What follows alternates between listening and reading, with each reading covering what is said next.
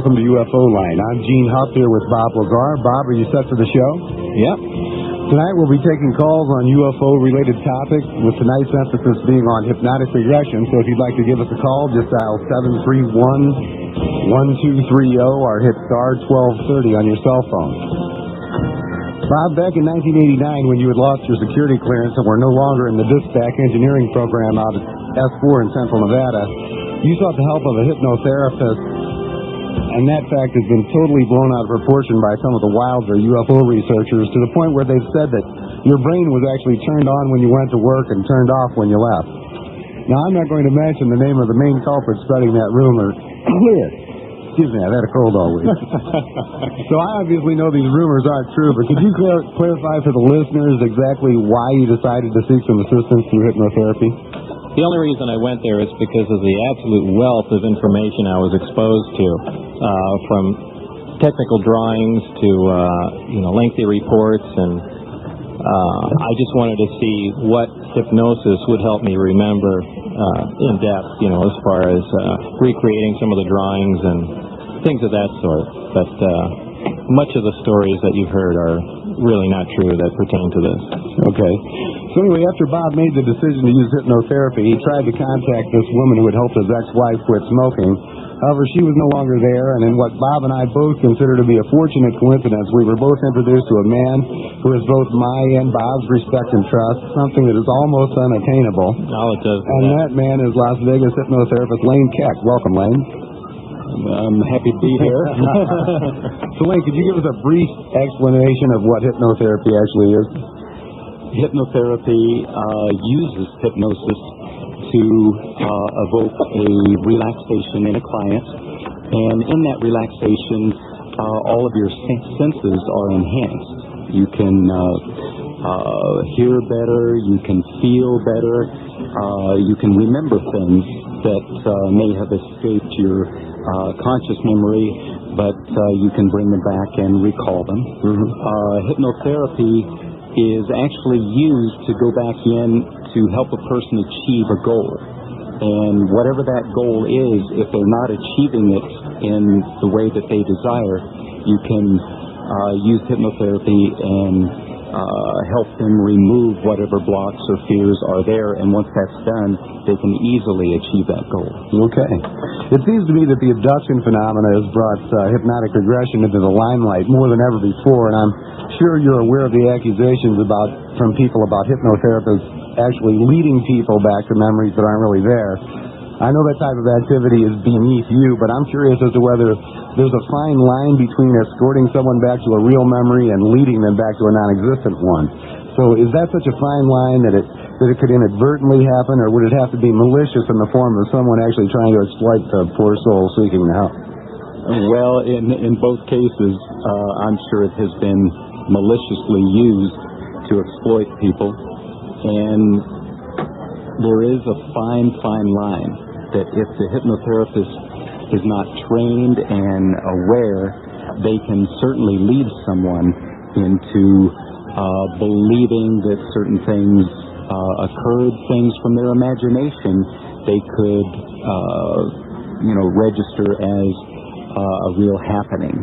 And that's why whenever I talk about hypnosis, I constantly remind people that they can lie under hypnosis just as easily as out, because they have the power of their own thinking, but they can also be misled by someone who is guiding them.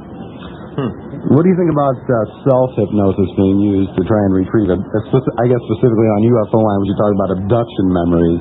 What's your opinion of self-hypnosis for that? That would seem like it would be so biased to me, because you're almost leading yourself into thinking something. It lends itself to that, and that's why I do my best to lay out all of the possibilities.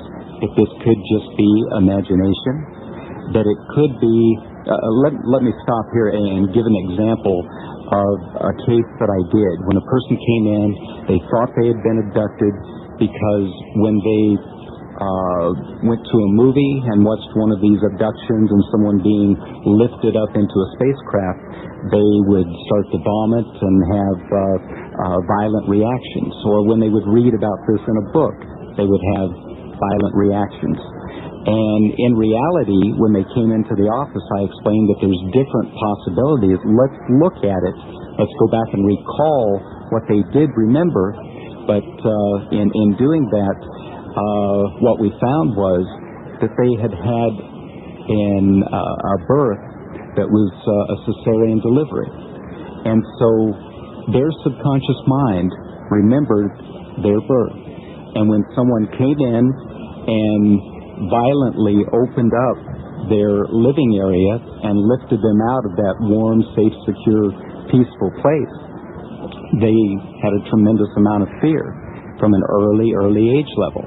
And that translated into them later on seeing these movies of someone being lifted up, aliens lifting someone up, and that was where their real fear was coming from. They did not have an alien abduction at all. Mm-hmm. So there are different possibilities, and what I do is lay them out and then let that person go after those memories and get their idea, their understanding of what really happened, and try my best not to bias them in any way. Mm-hmm. If anybody has any questions for Lane, they can give us a call at 731-1230, or on your cell phone, hit star 1230. Lane, does hypnotherapy have some practical limits, and do you ever see it being sensationalized too much or even being abused?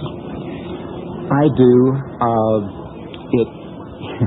I believe that it is extremely powerful, and most people would probably think I was a little strange for some of my beliefs. But at the same time, it is sensationalized quite often. And just as an example, you can use hypnosis to help someone stop smoking that's been smoking for years. And they can go in and say, hey, I had one session, that did it, no problem. Hypnotherapy is wonderful and great. And in reality, it will work that way, just one 15-minute session with a certain percentage of people. But most people have say with a cigarette, there's a tremendous emotional connection with that cigarette. And so a 15-minute session will only work temporarily, or it will not work at all. So the point is that when this hypnosis takes place and this person walks out, they may be a very small percentage of people who didn't have a strong emotional connection with that cigarette, and they'll go out and tell everyone, all you have to do is have a 10-minute hypnosis session and you'll be free of the cigarette, which isn't the case at all. Sometimes it takes more in-depth work. So it can be sensationalized. Mm-hmm. Lane, have you ever regressed someone that you, in your opinion, you think was actually abducted by aliens? I mean, I guess I'm not asking what your take is on it, but I mean, do you think that has actually occurred in anyone that you've regressed? That's a fair question. I'll say first that they don't pay me to make a judgment. They pay me to guide them back. But I do have my own opinions of things. And yes, I would say that a small percentage of the people that I've worked with, and I've probably worked with 80 people, plus or minus a few. Oh, that many. Yes. And I believe that there were a small percentage that were actually abducted. Now, I can't swear to it that it happened on a stack of Bibles, but from all indications and all the signs that I look for, there are some that I truly believe have been abducted, yes. I just have such a hard time buying that, but a lot of people have a hard time buying my story. I think I got a caller on. Yes, go ahead and take a call. Go ahead, you're on UFO line. Hi, this is Glenn Campbell. Glenn, how are you? Hi. The obvious question is, what does Lane think of Bob and Bob's story and Bob's session? My reaction to Bob the very first time he came into my office was, wow, what have I gotten myself into now? Bob's story did stretch me until Bob came in, I believe it was 1989. I had not had one client. I think I'd been practicing as a clinical hypnotherapist for 8 or 9 years, and I hadn't had one client who had come in who had thought they had been abducted or had been abducted. But after Bob came on and I worked with him, and then the resulting media coverage after that, I've had, like I said, probably 80 people who I've worked with since. So this was something new for me when Bob walked into the office. And I handled it the same way that I handle every client that comes in. We go back and try and remove the blocks. He was wanting to remember certain things, and we go back and remove the blocks which kept those memories from coming forth. And there was a tremendous amount of fear and imprinting and some techniques that the government had used that I recognized that not too many would recognize. And what are those techniques? What were the blocks? Well, the obvious ones were fear, threats to his life, to his family's life, that type of thing. There was something that I call the Orion response. When Bob described for me these techniques of they were shouting threats, and I believe it was like pointing with their fingers on his chest and making loud threats at the same time, things like that.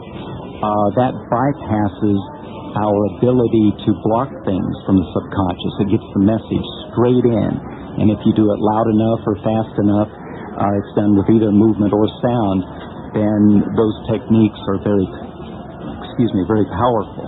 And as he described those to me, I recognized them right away and knew that they were using some very powerful techniques. And with Bob, there's a lot of signs that I look for that most people probably wouldn't be aware of. One thing I remember, Bob told me this one story about when he was in this certain area, and they threw a golf ball, I believe it was, at the reactor, and it bounced off of this field, and I believe it broke or chipped a tile on the ceiling. And every time he told that story, it came up, 2 or 3 times over a number of sessions. And every time he told it, he had exactly the same reaction. And in hypnosis, those reactions are very evident. And in doing that, he was doing the same thing repeatedly every time. He had the same reaction every time over something seemingly insignificant. But those are some of the things that I look at. It is not really possible to fake those reactions? Yes, it is, but they were so numerous in so many places that he couldn't have done in my opinion, he couldn't have done his homework enough to have pulled it off. Also, Glenn, at this point in time, Bob's story wasn't even public. No one other than just those in Bob's immediate environment knew who he was or anything about his story. So it would have been way premeditated for Bob to be trying to fool Lane into thinking that someone threw a golf ball off of the reactor and hit a ceiling tile, that's for sure. What was the reaction there? Was that, oh dear, we're going to get in trouble? No, the reaction more was humor. And sometimes when our emotions don't know how to handle things, people laugh instead of cry. Or when people get, when they're threatened, sometimes they go, and it was more of a humor, which showed me that that influenced him tremendously, but it was registering as a ha-ha, and it was covering up the real emotions of probably his feelings of what have I gotten myself into. This is, something that is weird, strange. so, in that way also, it was indicative of covering up those emotions that any normal person would have felt under that situation. That's very good. I thank you very much. All right, Glenn, thanks for the call. Lane, we got a person that called in wanting to know if you can address your credentials, education required to become a clinical hypnotherapist, and your background experience and all that. I do have a BS degree, but it's in business management with a minor in psychology. My real training came probably about 17 years ago, thereabouts, when I went into a hypnotherapist as a client and had a couple of healings in my body, and it so impressed me I wanted to learn more, never thinking I would ever be a hypnotherapist. But in doing that and continuing to learn from this hypnotherapist, who is Helen Bacham, that I work with now at Serena's Clinical Hypnosis, she has taught out at the university and at the community college. I took all of her courses, but more of my learning came from being in her chair working on myself than came from the actual classes. Although they're very important, I've read all the books, I've taken the trainings and certifications from the different organizations, National Society of Hypnotherapists, train and test. There's licensing that goes on with that. It's actually licensed by the city in Las Vegas. Certification comes from individual organizations, not a statewide organization that's recognized like a psychiatrist or a psychologist. But that training with Helen went on for years and years, and since then I've taught classes myself, and I've held vice presidency of national organizations, and I've really put forth the testing of hypnotherapists through that organization, so that not just anyone can slip in and become a hypnotherapist without knowledge. Wayne, back in 1989, when Bob and I showed up at your door, his story wasn't really public knowledge, and you couldn't have had any idea what he was involved in. I'm wondering what your thoughts were when you heard what he was telling you, and at what point you really understood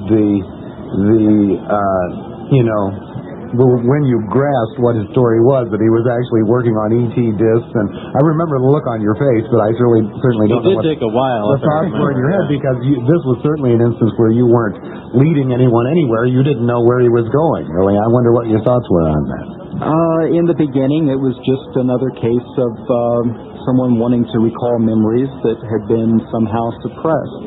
And I remember sitting at the desk, at my desk, and Bob was talking about these pictures of desks, I thought he said, out where he worked. And he started talking about the desks, and discs didn't mean anything to me at that point. And I misunderstood him, and when I realized he was saying discs, then I thought, wow. And then as we went on, it hit me like a ton of bricks. Wow. Yeah, here I am on the edge, and when you guys came into the office, you didn't impress me as any weirdos, or you were very serious about what you wanted to achieve, and you certainly grilled me to find out my credentials and background. And so, I thought, this is legitimate. They're wanting to find something out. They're not just in here they didn't spend their money to come into my office to try and pull something over on me. And as we continued, I realized he was very serious about this and was working to, uncover these memories. And I realized also that he came in to get some of the memories. I didn't know the whole story. I was just helping him in the beginning to pull up some of these memories, but I certainly didn't know the whole story. So as it unraveled, I was shocked and extremely interested. Okay. If you've got a question for Lane Keck or Bob Lazar, give us a call at 731-1230, or if you're on a cell phone, hit star 1230. Let's go ahead and take another call. Go ahead, you're on UFO line. Hello. I'd like to address this to Mr. Lazar and the hypnotherapist. Okay. Lane Keck is his name. Excuse me? Lane Keck is the hypnotherapist. Okay, excuse me, I'm very sorry. That's fine. I'd like to address the possibility of hypnotic suggestion for Mr. Lazar. As far as what? As far as, for example, many of the things you've seen or the fear that you've been given is it doesn't seem like it's what's the word I'm looking for? It doesn't seem consistent. For example, they suppose they erased you from society almost, right? For the most part, yeah. Okay, but now we're talking about the government. We're talking about the People's Department of Energy. Why did they overlook the fact of phone books and yearbooks and yet allow you to approach the media with something that's possibly the most damaging material concerning national security that we've ever had? It almost sounds like it's instrumentative. You understand what I'm saying? Yeah, I see what you're saying, but I mean, why did they overlook several things like that? I really don't know. I mean, your guess is as good as mine. I doubt. Is it possible that the information that you have is meant to be carried by you? That's possible. It's really heavy-duty information. I mean, it's the national security risk. It just seems too far to let somebody just go to the news with it. You know what I'm saying? Yeah, but it is such an easy thing to discredit.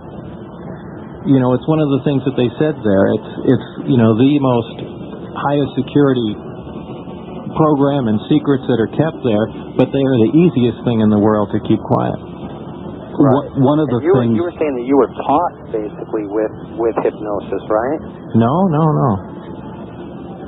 He just used hypnosis to recall some of the material that he was shown at his work, and we just used the hypnosis to help him recall. He recalled most everything consciously already before he ever walked into my office. Yeah, I wanted to redraw several schematics and a couple other things. Just go back and get more detail about the things that he did remember. And your question, I remember Bob asking that very same question to me. He said, do you think it's possible that they just gave me this information so I would have it and they may want to get information out? Is that possible? Can we find out in hypnosis if that could be done? Did you ever find anything to show that he may have been subject to a hypnotic suggestion? Not in the sense that we're talking about here. All of the fear techniques that they used, of course, is in a way hypnotic suggestion, but we could not find anything where they tried to hypnotize him to tell him to go out and reveal certain information or anything like that. That was not the case at all. Okay. Lastly, if I could, I have one more question from Mr. Lazar. Kind of off the subject, I spoke with him last week on the air, and it was he had a statement regarding fixed-wing aircraft. I know it's a little bit off the subject, but if it's okay, I'd like to go ahead and ask. Oh, sure, go ahead. You stated last week that us being able to engineer non-wing aircraft capable of the feats that are being seen was highly unlikely, but I've been doing some reading, and I've been kind of keeping my eye out on things, and there's some things that point that we could for some time. And have you ever heard of frozen smoke? Yeah, that's we call that the clear stuff. Yeah. Yeah. Well, there's materials like it's called aerogel, is what the real name is. Right. Okay. There's substances like frozen smoke and cermet and a whole bunch of different really super lightweight alloys. Well, it's not an alloy. No, there are other alloys, though. Cermet's not an alloy, but there are alloys that they're using that are very lightweight and highly heat resistant. Okay. Used for these types of aircraft. Secondly, engine efficiency is really getting dynamic and out there. Oh, I agree with that, but still you are orders of magnitude still away from the capability of these crafts. And flying with no wings. Well, like for example, the F-117 is very unaerodynamic. Right, if the computer fails, the plane falls out of the sky. Can correct. And I'm thinking you position thrusters, you position engines in different places, you can pretty much make anything fly. And if it's lightweight enough and heat resistant enough, and you have remote control, suddenly G-forces aren't that big of a factor, and neither is speed. Well, I have to kind of disagree with that. First of all, if you eliminate the thrusters, nothing's going to fly. Right. Okay, and that's what we're dealing with in these craft. Right, well, I'm not saying eliminate the thrusters. I'm saying they're becoming very small and very efficient. Oh, I absolutely agree. I mean, one of the points that I have said or brought up before is that people have claimed this technology is, I think I even heard some other UFO researchers say it's 1 billion years ahead of us or 500,000 years ahead of us, and I don't think that's the case. I think, and eventually what we're seeing may be, 100 or so years off in the future, if even that much, looking at the rate of the way technology is moving along right now.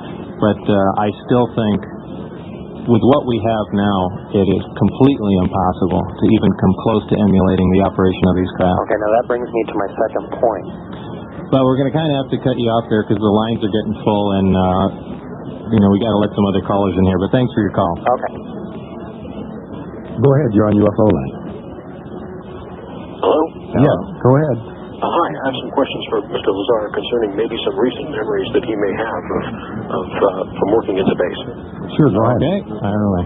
Well, what I'd like to know is if there was any information divulged to him as to the culture of these beings that supposedly operate these craft, and if of the 9 craft that he supposedly saw, were they all from the same culture or were they from different cultures? Well, first of all, they really didn't divulge much information about. What was the first question about concerning the culture of the beings? Well, was any information divulged to him as to where they were from, or how they live, or what they're all about? Very little. The only hint that I got was that the craft apparently came from the Zeta Reticuli star system.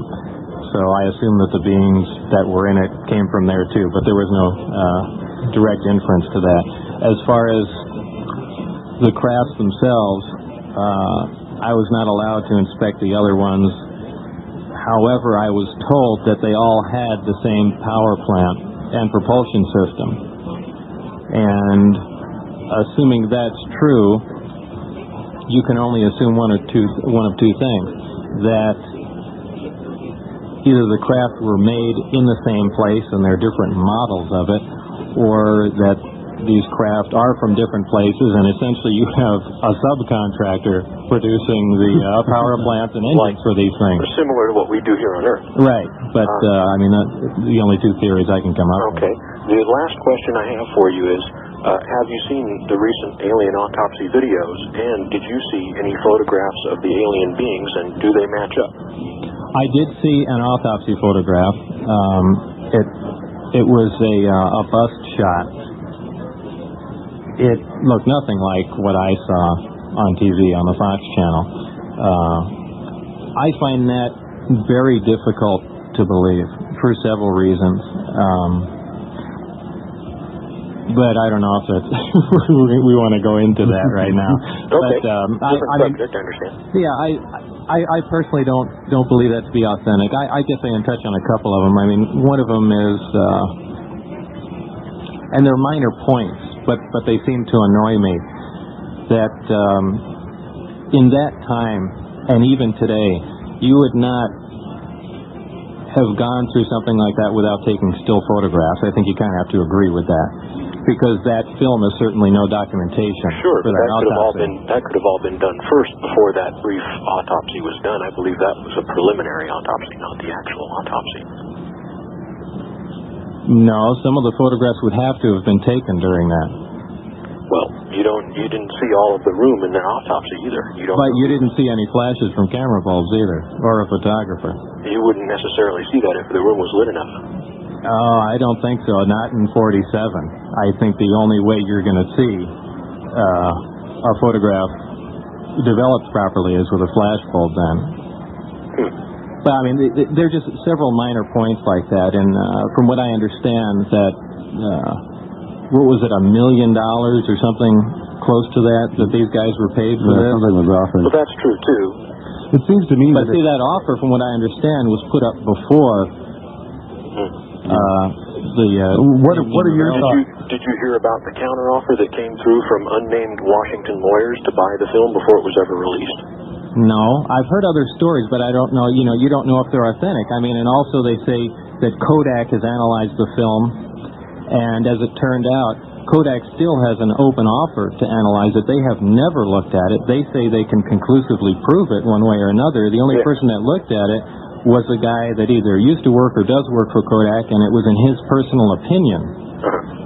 As far as the special effects people, that guy they talked to that said, boy, we can't do this, I had the opportunity of speaking to one of the special effects people that are working on my movie who knows the guy pretty well. And off camera, he said, oh, yeah, absolutely, we could do something like that. So, there's a lot of conflicting information, and, it's hard. My gut feeling is it seems like it's bunk, but, who am I to criticize anyone? Okay. It seems to me that if someone was going to perpetrate a fraud strictly for money, and if that was going to be made of rubber, let's say, that they would have replicated a typical gray, a gray that, how everyone perceives a gray as That's what I think, emaciated toddler's torso and the big head. I can't understand why anyone going for money would have made that alien the way it appears. That is that's a good the problem point. I have with it. And then to top it off, the critics both disagree. If you talk to special effects experts, they'll say, yeah, I can do it. And if you talk to forensic experts, they'll say, well, this is an altered body. So what's the truth? What is it? Yeah, it's going to be one of those Why would you alter a body by adding extra fingers instead of making it easier just by cutting the thumb off and having 4 fingers like everyone describes? Right. And in this day and age, though, really, it would probably be difficult to find an honest special effects expert who would say, I can't do that. True. They can do everything. Almost everything can be faked, and we've gone round and round about things like this before when it comes to photographic evidence. When you consider state-of-the-art technology as it exists nowadays, how could there'll be a time in the not too distant future when anyone what I'm referring to here is that Bob read in some reports that that these aliens had presented photographic evidence of the Earth over 10,000 years old. And I don't know that anyone could present any form of photographic evidence that could prove anything to anyone, considering that everyone can be faked. That's true, too. Well, we'll have to wait and see. Okay. Thanks for your time. Thanks for the call. Okay, go ahead. You're on UFO line. Hello? Are you there? Couldn't hold on any longer. Hello? Go ahead. You're on UFO line. Yeah. One thing I noticed about that alien autopsy thing that so far I've heard nobody talk about. In some scenes, they show that leg that was all mangled or whatever it was. It was on the left leg in some scenes, and on some scenes it was on the right leg. That I don't recall. Watch it. If you're on tape, pay attention to that real close. That seems like an awful big mistake that someone screw up on. But I've seen it. We've seen it over and over again. Really, it wasn't from, because it was shot on film, it is possible that during the transfer the film might have flipped over. I mean, were there any other objects in the room that might have reversed? Well, I don't. I guess that's possible. I mean, I'm just trying to give them the benefit of the doubt. Yeah, well, I thought of that myself, and I guess I just haven't analyzed that close enough to correlate other objects along with it. We're not as familiar with the film as you. Are you saying that in some frames one leg is hurt and the other one is not in disrepair? That's right. And in other frames the injured leg is now repaired and the other leg is injured? That's right.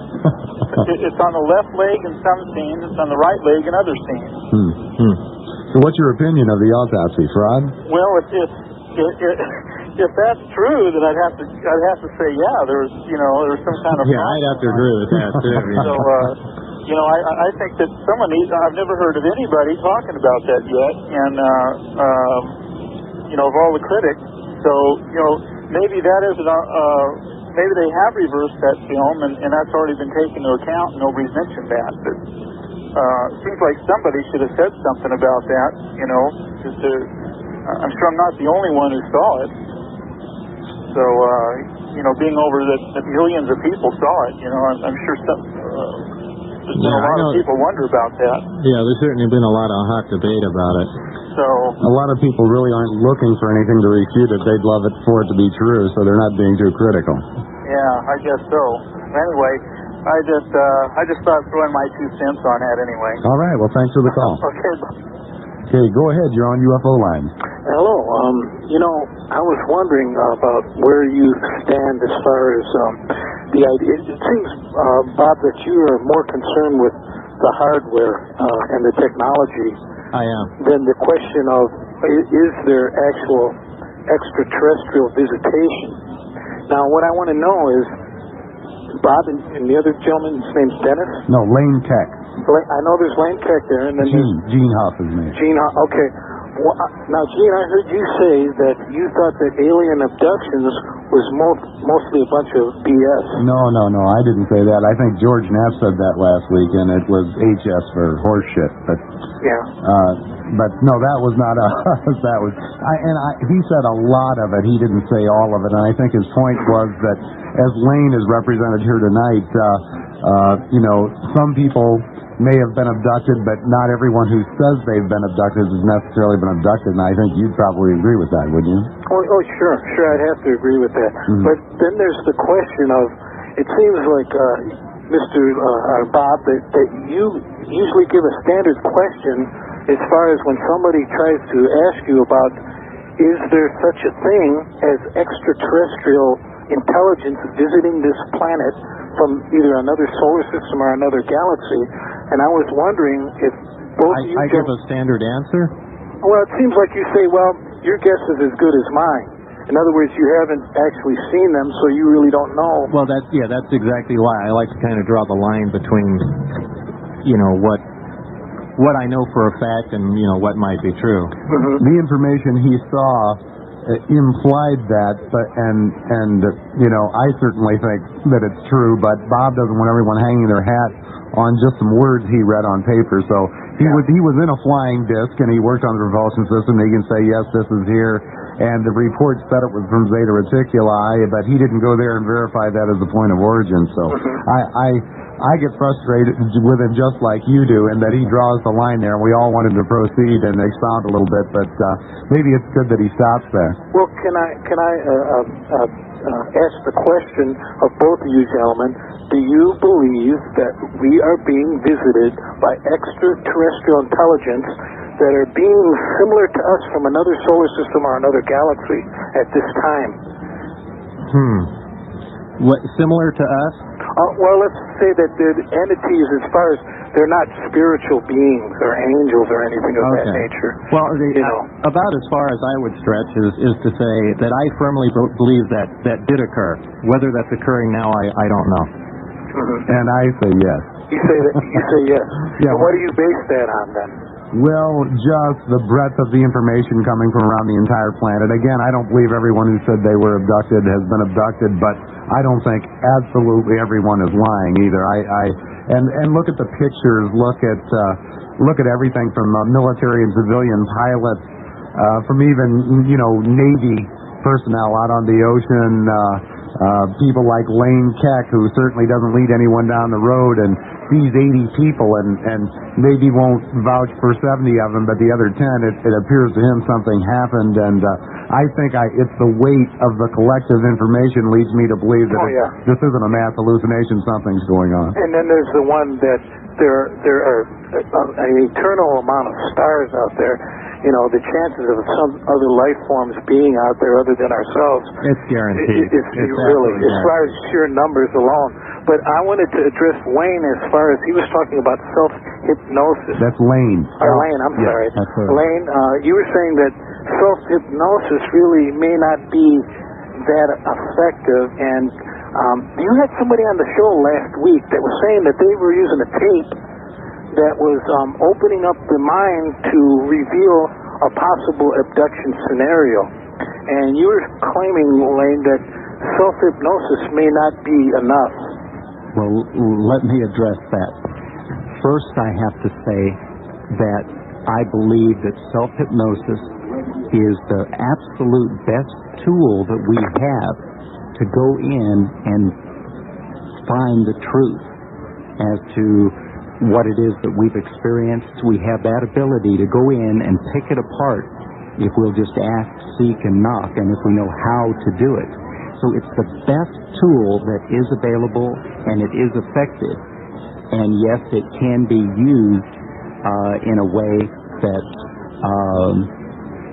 can mislead, and we can mislead ourselves, as many of us do or have done. So we are capable of doing that as well. But I do have to say that it's the best tool available, and I believe in it. Okay, let's go on to the next caller. Lines are Thanks for the call. Go ahead, you're on UFO line. Hello? Yes, go ahead. Yes, many years ago, in fact it was in 1972, I watched a flying disc. It stood still over the Santa Ana Newport Freeway interchange, and it sat there for about 20 minutes. And you could see the rib understructure on it. It was not shiny, but it looked like reflected firelight. Mm-hmm. And then all of a sudden it just shot off southeast toward the ocean. Mm-hmm. Another time we were in Hammett and we saw this, three of us watched this, it looked like a huge chicken coop. How it flew, I will never flying understand. chicken coop? It was the chicken coop model. Yeah, and my sister saw the same thing in Montana. It looked like a large rectangular crate, almost like a boxcar, and it came down over San Jacinto Mountain. Was this in the daytime? Yes, broad daylight. It just floated down over San Jacinto Mountain and it disappeared. But I wanted to ask you about the propulsion on these, as I understand it. It starts with a very high voltage electrostatic field. Well, there is one present on the craft, but yes. And then it employs the waveguide to create the... the waveguide guides the gravity wave, essentially. Yeah. And then it uses cavity resonators to amplify or attenuate the high-frequency waves? Not exactly, no. I understood that this was how it propels it in different directions by these 3 or 4 waveguides. Yeah, in this one particular craft, there are 3 gravity amplifiers, 3 waveguides, and it moves in a very unique fashion. To move forward, for instance, 1 or 2 of the waveguides are swung out in front of the craft, and it creates a distortion in front of it. And because the distortion, it kind of acts like a gravity well, almost like a downhill, and the craft rolls forward, or essentially slides forward in the gravity distortion. That's how the craft moves around in the Omicron configuration, the more or less low power mode, if you will. Doesn't it use the cavity resonators? Nope. There weren't any on this one? Well, not that. Go see Michelle at Parma Ristorante, 1750 South Rainbow. Bob, you and I have been to Parma with Steven Seagal and Kelly LeBron, Zachariah Sitchin, George Knapp, numerous others, and I've never heard anything but compliments. How about you? No, I got to agree with that. It's a great... All right, so go see Michelle if you get a chance. Let's go ahead and take another call. Go ahead, you're on UFO line. Yeah, there was something I want to ask Bob. Go ahead. for some time, and I forgot all about it until I hung up a few minutes ago. I think it was John Lear who talked about the buckyball. You know what that is? Yeah, it's a Buckminster fullerene. It's what? That's a Buckminster fullerene. It's a carbon molecule. Oh, okay. Yeah. What did John Lear have to say about that? How would he even know what a buckyball was? Well, I was unclear what it was. That's why I'm asking you. Oh. No, it's But what did he say about it? Well, I don't know. It was just some kind of weird, mysterious thing that, I wasn't sure what it was, so that's why I was calling. Yeah, it's a carbon molecule named after Buckminster Fuller, but it is a cool name, a buckyball. Uh-huh. So that's the... well, that answers your question. So what does it do? Nothing. Nothing. It's a molecule. Just a molecule. Yeah, it just hangs out there and bees them. It's like some of us. Right. All right. Well, I know it was a little off subject, but I had to clear that up. Thanks. Very good. Okay, go ahead. You're on UFO line. Hello? Yes, go ahead. Yeah, I've got a question for Lane. Hypothetically, let's say somebody comes into your office and unbeknownst to you, they work currently out at the classified section of the test site or whatever, and they're having some problems which seem to be completely unrelated to anything involving what we're talking about tonight, and then as you delve in deeper, you start to recover things that are obviously involved in high-level national security. What kind of a moral dilemma does that put you in, and what do you do? That is an excellent question. And what I'm there to do is to help that person to achieve an emotional balance within themselves. And what we would do each step of the way is just weigh it out. And I would certainly draw it to the attention of the client if we were getting into some areas that I knew were classified. And it would be an individual call according to my integrity, or I would probably say the Holy Spirit would guide me. And I would not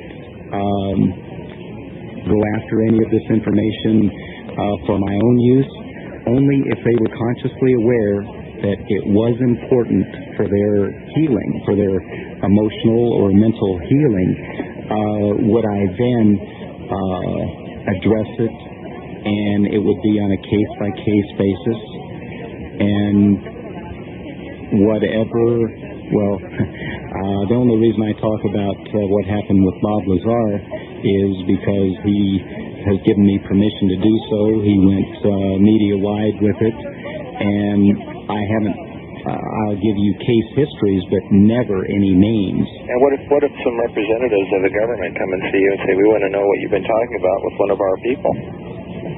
Are you permitted under confidentiality to not discuss it, or that could get to be a real mess? Actually, I've always wondered that too. It could get to be a real mess, and Bob would bring me something in jail, I'm sure, if they allowed him to do so. Okay. Well, thank you very much. Okay. Thanks for the call. You're welcome. Okay, go ahead. You're on UFO line. Hello? Yes, go ahead. Yeah, I'm wondering. I was in contact with a person who was working up at Tonopah Experimental Range, and they were a radar operator. At times, they would find themselves going up there and checking in at the facilities up there. And the next thing you know, they knew it would be 6 months later, and they had completed their assignment. They were headed back to Vegas. Wait. What do you mean the next thing they knew it would be 6 months later? Literally, the next thing they knew it would be 6 months later. The only time that they've had any kind of aggression that has been done, they remembered being in a clinical office with a nurse and a doctor approaching them with a needle. The nurse was gently restraining the person to kind of like tell them not to be nervous, and the doctor proceeded to inject them in the back of the head. Now, I understand that there are so many people working on classified projects that you can't send spies out and tap that many phones to make sure they're not talking. So doesn't it make sense that they would develop some sort of way to make sure that these people have some sort of a memory lapse? Well, that would be awfully convenient, but with modern pharmaceuticals, that's entirely possible, is it not? That I don't know. It would seem like that would be very difficult. Do you think it's in their own best interest to try and develop something like that? I don't think so. Find more spies to spy on people. Well, I mean, if I was them, I would get more spies to spy on people, because I imagine you would cause a lot of personal conflict in someone's mind. It's the only thing they can remember. Do you think they care about that? Honestly? No, I don't think they care about anything. Bob, you just answered my question. Didn't I read that that they electronically monitored the phone lines, and then a computer actually searches the audible for certain keywords, and to decide whether they actually I saw that on I think an episode of 60 Minutes where they were trying to track down some drug dealers, and I think they had a large computer system set up that they were doing it in Colombia or something to that effect, and they borrowed some equipment from our intelligence agencies, and it would scan all the phone lines in Colombia and look for specific words and just pick them out. And so I imagine they could use something similar to that, you know. But since so much communication is done with people that have classified clearances and people who don't, and that maybe want to know what's going on, like you gentlemen apparently do since you have the show, that a lot of these conversations would be carried on over, not over the phone, but in person. Right. So... yeah, it would be to their benefit to develop something like that. Well, this is the indication that I've received from more than one individual, and I think it's something that would be pretty scary if that in fact was the case. It's very frightening, just as the rest of the whole phenomenon is to some people. So I'm not so sure I would want someone handling classified information that was very important who had been given these drugs. I don't think that these drugs would be developed to the point where you could trust anyone to do the proper job when they were on these drugs, if they would exist. Okay, thanks for the call. We got one more caller here. Go ahead, you're on UFO line. Listen, I was abducted. I had children by these aliens. Yes, go ahead, sir. Anyway, I was just calling. Elaine is listening. Of course, everyone, this is George Knapp. I'm listening to the show, and it's great, but I just think Bob is really being mean to these people that are calling in with, you know, they're trying to be nice, they have legitimate concerns, and he's being mean to them. Next caller. Next caller. Hey, George, thanks for the great plug on the news last night. Well, of course, you deserve it. How's it going? It's going great. We get some good questions. Elaine's a great guest. Always. Yeah, thanks for all those people that you send me. I think you screen a lot of them. I handle a lot of your entertainment, I think. Give me my cut, Lane. I'll talk to you guys after the show. Okay. Thanks, George. Okay, go ahead. You're on UFO line. Hello. Yes, go ahead. Yeah, as related to one of the previous callers, I used to teach a course at one of the institutions of higher learning here, and one of the students approached me one time who said that she worked out at the Tonopah Range, and she told me that she went to the airport, got on an airplane, and then came home and did not remember what she did all day, and she was very emotional about this, for whatever that's worth to you. That's just really strange. I wonder what's going on, or what was going on up at the Tonopah Test Range. I mean, for all I knew that was going on up there around that time, or in the past anyway, was the stealth project. In fact, I had a friend that worked up there. But this is the first I've heard of anything like that going around. So you don't have any information as far as, you know, drugs or hypnosis being used for security reasons for people working up there?